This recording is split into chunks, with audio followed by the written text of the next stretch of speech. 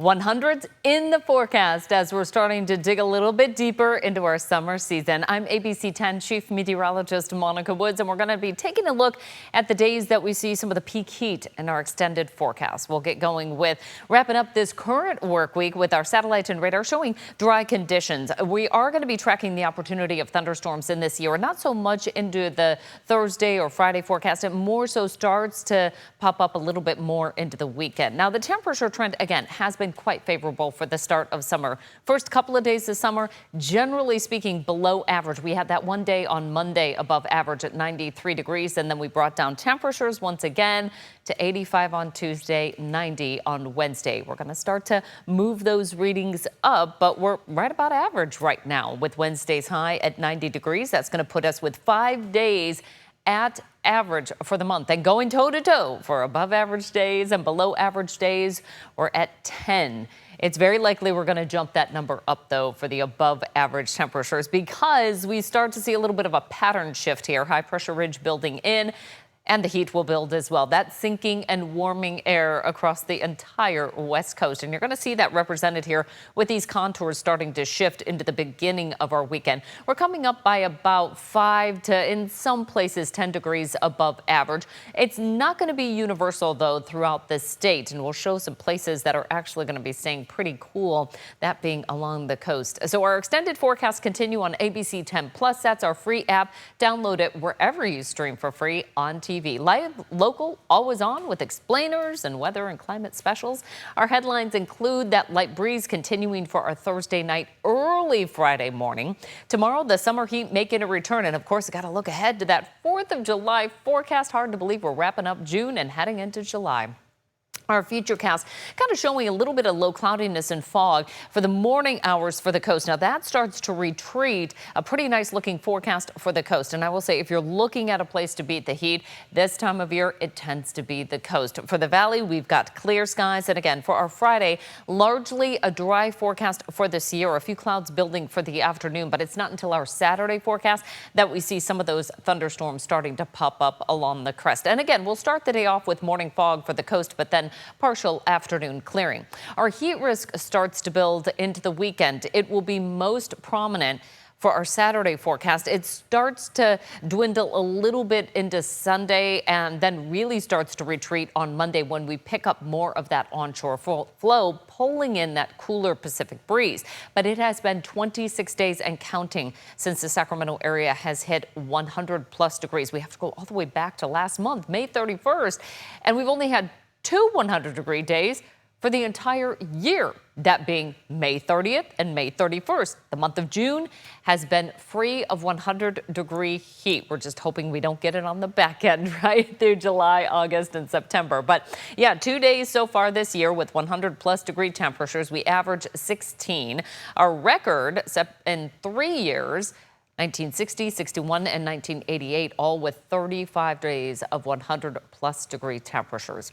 I mentioned those winds. That's what's keeping us below that 100-degree threshold, because we pull in some of that cooler Pacific air. What happens into our Friday is we see more of that north wind along the coast. We're not going to see much of that wind rotate through the valley. Those north winds also help to clear out some of that fog along the coast. So look at some peaks of sunshine in there, whereas the valley, well, we don't see much of that southwest flow coming through to pull down those temperatures until we get to early next week. So we see a little bit of a pattern shift developing once again. But over the weekend, it is going to be quite warm, about 5 to, in some places, 10 degrees above average, with that average high now bumping up to 91 degrees. And before we know it, we're going to have that average high at 92. So we are digging into the time of year when we see our hottest temperatures on average. That's not to say we won't see those hot temperatures deep into our September. Cool weather savings. Well, only use fans when in a room. They cool people, not rooms. But to cool a room, you want to set that AC to 78 degrees if you can tolerate it, because that will really help to bring down those power bills. Also, close drapes and blinds. That being said, You want to open up those windows at night when we have the cool air, if it's safe to do so. And then when that sun comes up and the sun starts coming through your house, you want to close the drapes and blinds, keep that sunlight out.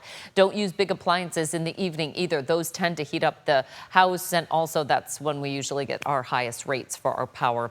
Our UV index is going to stay pretty consistent here, anywhere from about 9 to 10. That's going to be in the very high to almost extreme range. You can't spend too much time outdoors, especially between the hours of 10 and 2 without having that sun protection or getting in some shade. Our river temperatures are still quite cold. We're only in the 50s and 60s, and that's cold enough to kind of lose muscle control as well as take your breath away. We've got 50s and 60s as well throughout the Sierra and foothill waters, including Lake Tahoe water temperature at 66 degrees. If you're headed to a reservoir, those tend to be a little safer this time of year, just mainly because of the cold water temperatures in the rivers and inconsistencies in flows and also the height of those rivers. Our major reservoir supplies still looking great, anywhere from about 85 to 95% full and well above average. We've had some really good water conditions here over the past year or so.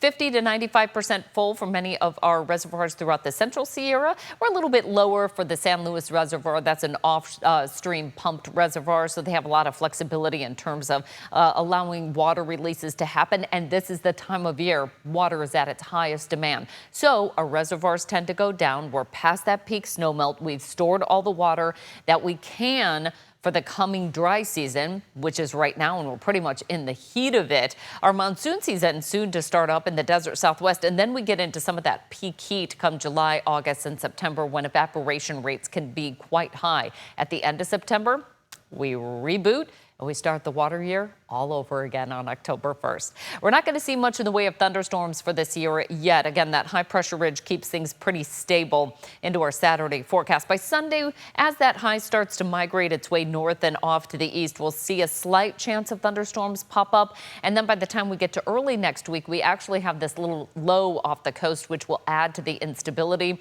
And so we have the chance of some thunderstorms popping up there along the Sierra spine. On Monday, we'll be watching that very closely. Obviously, lightning sparked fires can be a problem this time of year. 8 to 14 day climate outlook. We're really not looking at anything extreme right now from July 4th through the 10th. Likely cooler in the desert Southwest, and part of that's just going to be the presence of that low coming in, with a slight chance of showers popping up here throughout the southern area of the state. So again, precipitation likely wetter off to the east of the state predominantly and through parts of the southern parts of California, but overall dry and fairly normal for Northern California. It can be quite warm, though, with normal temperatures. Highs near 80 to start us off here for our Friday forecast in the Sierra. 80s and 90s down the hill. It's going to be a quite toasty Friday forecast. Near 70 along the coast from Santa Cruz through San Francisco. Once we head inland, Fairfield at 93, Wine Country 87 for Napa, 97 though by the time you head to Vacaville. So that just showcases the influence of that Delta breeze and that cooling breeze coming in from the Pacific where we don't have it. Highs are easily reaching the 90s to near 100 for our Friday after morning lows in the 50s. Now we'll see that warming take shape over the weekend for the mountains. A slight chance of thunderstorms on Sunday. Becomes a bit more widespread on Monday into Tuesday, where we see a little drop in temperatures. We're in the 90s for the foothills, and we'll keep it there through the weekend and into early next week. 60s, though, along the coast. Again, morning clouds and partial afternoon sunshine. Our 10-day forecast, we kick it off with the first 3 days, getting us into the weekend outlook, where highs are reaching the mid to upper 90s with sunny skies. Expanding that into next week, which is going to be the holiday week. It's a little bit cooler on Monday with a nice onshore flow. We peak our heat, though, on Wednesday before we start to see another drop Friday through the holiday weekend.